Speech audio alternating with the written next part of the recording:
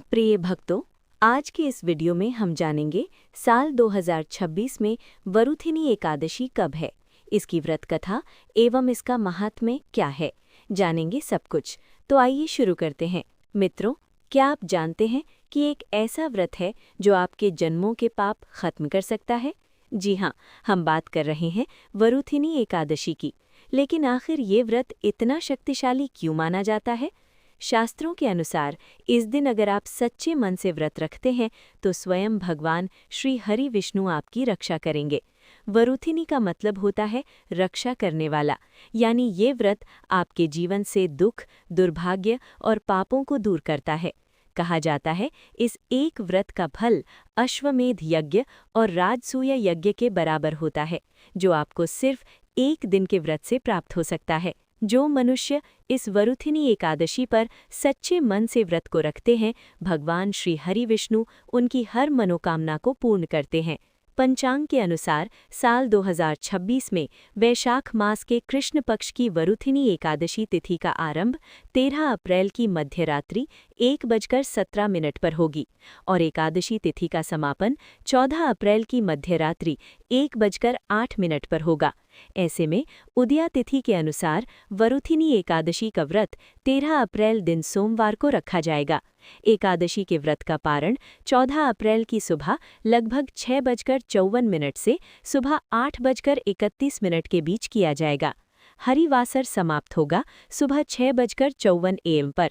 एकादशी व्रत का पारण हरिवासर समाप्त होने पर ही किया जाता है। प्रिय भक्तों, आइए अब सुनते हैं वैशाख मास के कृष्ण पक्ष में आने वाली वरुथिनी एकादशी की व्रत कथा। मित्रों, बहुत समय पहले नर्मदा नदी के तट पे एक राज्य था और वहाँ राज करता था एक राजा जिसका नाम था मानधाता।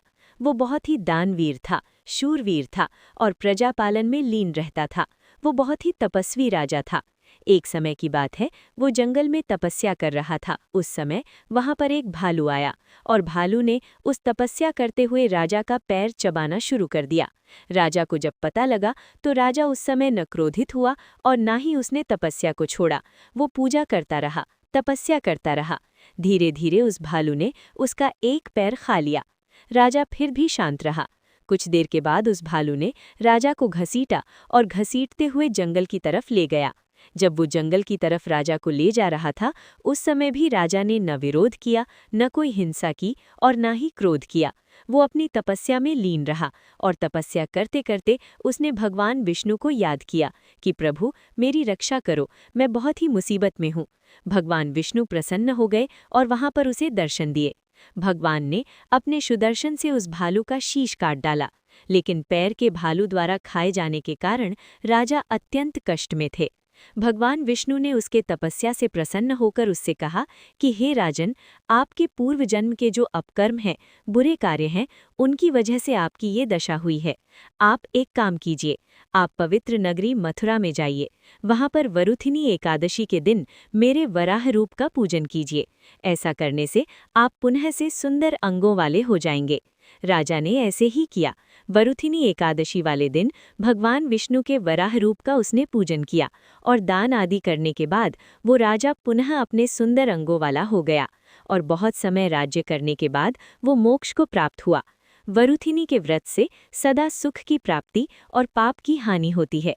ये इस लोक और परलोक में भी सौभाग्य प्रदान करने वाली है। इसके कथा के पाठ और श्रवण से सहस्त्र गोदान का फल मिलता है। इस व्रत के प्रभाव से माधंता तथा धुंधुमार आदि अनेक राजा स्वर्गलोक को प्राप्त हुए हैं। जो फल 10,000 वर्षों तक तपस्या करने के बाद मनुष्य को प्राप्त होता है, वही फल इस वरुथिनी एकादशी का व्रत रखने मात्र से प्राप्त हो जाता है।